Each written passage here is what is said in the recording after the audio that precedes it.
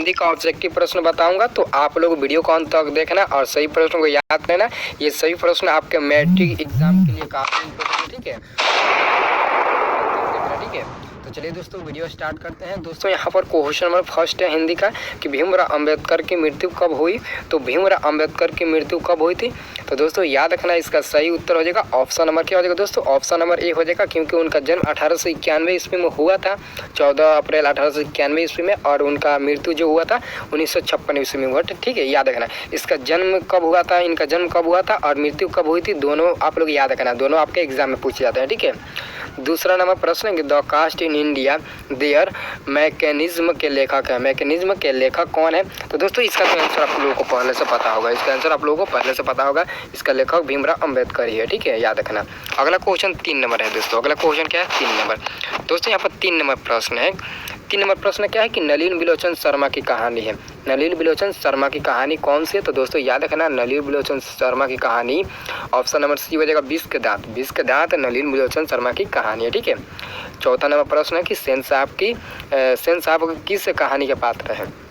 सेन साहब किस कहानी का पात्र है, तो दोस्तों इसका सही उत्तर हो जाएगा ऑप्शन नंबर क्या हो जाएगा, ऑप्शन नंबर ए हो जाएगा, ए हो जाएगा, या फिर ऑप्शन नंबर सी होगा। सेन साहब किस कहानी का पात्र है, तो दोस्तों याद रखना है इसका सही उत्तर हो जाएगा ऑप्शन नंबर सी 20 के दांत, जिसमें सेन साहब की 5 पुत्रियां थी और एक बेटा था। बेटे का नाम खोखा था, खोखा प्लस बहादुर। ठीक है, बेटे का नाम क्या था, खोखा प्लस बहादुर। ठीक है, याद रखना इसका सही उत्तर हो जाएगा ऑप्शन नंबर सी। ठीक है, ए नहीं होगा, ऑप्शन नंबर सी होगा। ठीक है, और यहाँ पर 5 नंबर प्रश्न है दोस्तों यहाँ पर 5 नंबर प्रश्न है कि भारत से हम क्या सीखे, किस साहित्यिक विद्या में है।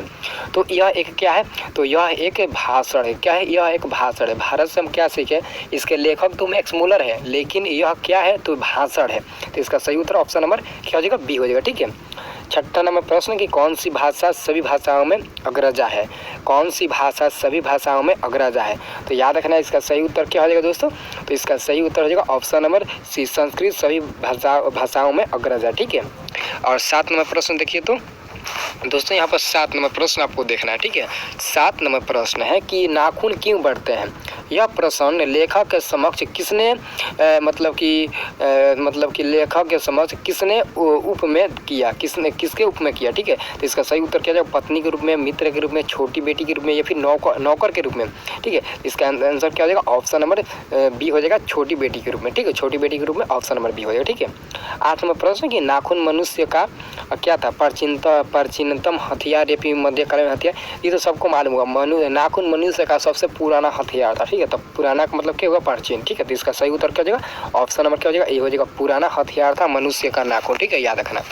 अब क्वेश्चन हम आपको कितना नंबर बताएंगे, 9 नंबर। ठीक है, अब यहाँ पर हम आपको क्वेश्चन 9 नंबर बताएंगे। ठीक है, यहाँ पर 9 नंबर दोस्तों क्वेश्चन है 9 नंबर। ठीक है, कि उत्तर भारत के नागरी लिपि को हम किस नाम से जानते हैं। उत्तर भारत के नागरी लिपि को हम लोग किस नाम से जानते हैं, तो देवनागरी लिपि के नाम से जानते हैं। ऑप्शन नंबर ए हो जाएगा। ठीक है, 10 नंबर क्वेश्चन की महदूद गजनवी द्वारा चलाया गया सिक्का किस लिपि में लिखा गया है, किस लिपि में लिखा गया है, तो दोस्तों याद रखना इसका सही उत्तर हो जाएगा ऑप्शन नंबर ए हो जाएगा, ब्राह्म लिपि में। ठीक है, ब्राह्म लिपि में ऑप्शन नंबर ए हो जाएगा। ठीक है, अगला क्वेश्चन देखिए तो अगला क्वेश्चन 11 नंबर है दोस्तों। 11 नंबर प्रश्न कि बहादुर कहाँ से भाग कर आया था। बहादुर कहाँ से भाग कर आया था, आप लोग बहादुर के बारे में पढ़ा होगा 20 के दांत में।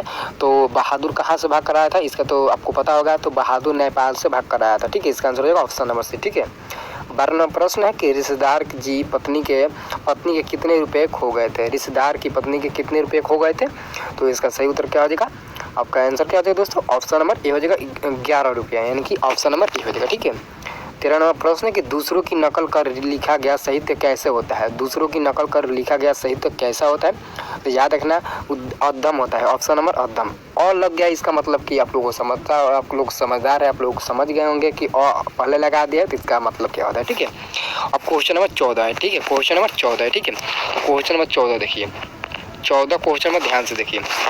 14 नंबर क्वेश्चन है कि बिरजू महाराज को संगीत नाटक अकादमी अवार्ड किस उम्र में मिला, किस उम्र में मिला, तो दोस्तों याद रखना इसका सही उत्तर हो जाएगा ऑप्शन नंबर डी हो जाएगा, 27 वर्ष के उम्र में बिरजू महाराज को संगीत से नाटक से अकादमी अवार्ड मिला। ठीक है, 15 नंबर क्वेश्चन है कि अभिनयों में लेखक ने कितनी कविताएं लिखी है। अभिनयों में लेखक ने कितनी कविताएं लिखी, तो याद रखना 35 कविताएं लिखी। ठीक है, ऑप्शन नंबर सी हो जाएगा। ठीक है, अगला प्रश्न है यहाँ पर 16 नंबर प्रश्न है दोस्तों कि मछली किस प्रकार की कहानी है।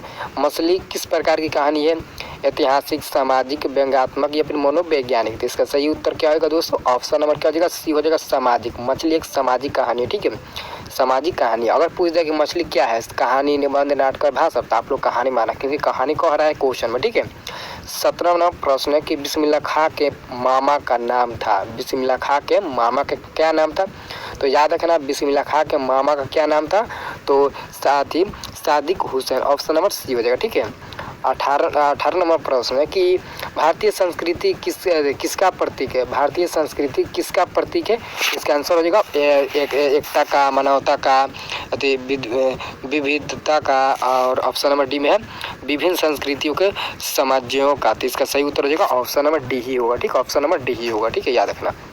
और अगला प्रश्न दोस्तों यहाँ पर अगला प्रश्न 19 नंबर है। 19 नंबर प्रश्न है कि गुरु नानक के अनुसार किसके बिना जन्म व्यर्थ है।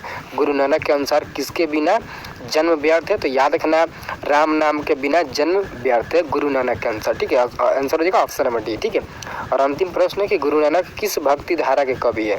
गुरु नानक किस भक्ति धारा के कवि है, तो याद रखना गुरु नानक निर्गुण भक्ति धारा के कवि है। ठीक है, इसका आंसर होगा ऑप्शन नंबर है। ठीक है दोस्तों, वीडियो अच्छी लगी तो लाइक कमेंट जरूर करना। जितने भी लोग वीडियो देख रहे हैं सभी लोग एक एक कमेंट और एक एक लाइक कर देना। अगर चैनल पर नए हो तो चैनल को सब्सक्राइब कर दो, क्योंकि इसके बाद जो वीडियो मिलेगा आपको मैथ का मोबाइल ऑब्जेक्टिव क्वेश्चन मिलेगा। बोर्ड के लिए काफ़ी इंपॉर्टेंट क्वेश्चन होगा।